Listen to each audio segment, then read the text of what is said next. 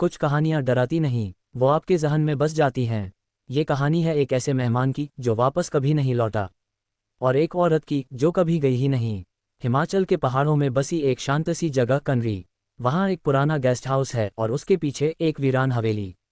लोग कहते हैं रात को वहाँ एक औरत बाल सुलझाते दिखती है।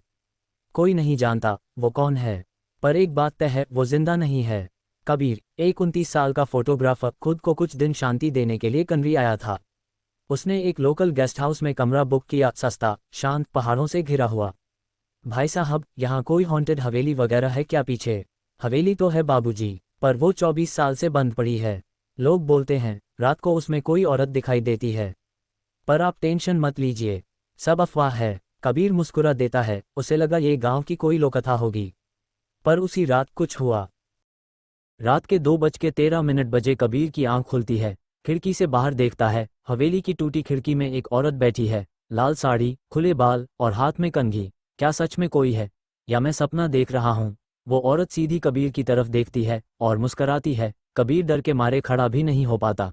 अगली सुबह कबीर बाथरूम में जाता है और शीशे पर लिपस्टिक के निशान देखता है। कोई शब्द नहीं, बस होठों की छाप। वो सोचता है शायद कोई प्रैंक है। रात दर रात कबीर के सपने और हकीकत के बीच का फर्क धुंधला पड़ने लगा। वो औरत अब उसके सपनों में आती, धीरे धीरे पास आती, उसकी सांसें, उसके गीले बाल, सब कुछ असली लगता। कबीर ने गांव में तहकीकात शुरू की। वो जानना चाहता था कि उस हवेली के पीछे और उस रहस्यमयी औरत के पीछे की सच्चाई क्या है। गेस्ट हाउस के बाहर एक बूढ़ी दादी चाय का ठेला लगाती थी। कबीर ने एक दिन उनसे हिम्मत करके पूछ ही लिया, दादी, वो पीछे की हवेली, उसमें कोई रहता है क्या? दादी की आंखों में एक पल के लिए डर चमका, फिर वो धीरे से बोली, रहता नहीं बेटा, पर आता जरूर है। वो 25 साल पहले एक मेमसाहब आई थी, बड़ी सुंदर, अंग्रेजी बोलने वाली। कहती थी शांति चाहिए, पर उसके बाद 3 लड़के गायब हो गए थे। फिर एक रात मेमसाहब भी नहीं दिखी और हवेली बंद कर दी गई। दादी ने बताया। कबीर अब डरने लगा था, पर रुकना भी चाहता था। उसे जवाब चाहिए था। कबीर ने रात को अपने ऊपर एक कैमरा सेट किया जो सारी रात रिकॉर्डिंग कर रहा था। फुटेज में वही औरत दिखती है, पर उसके पीछे एक और चेहरा है, एक आदमी जो चुपचाप चीख रहा है।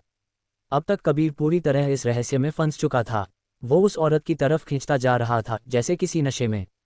उसने केयरटेकर से बात की, टू केयरटेकर भी डर गया।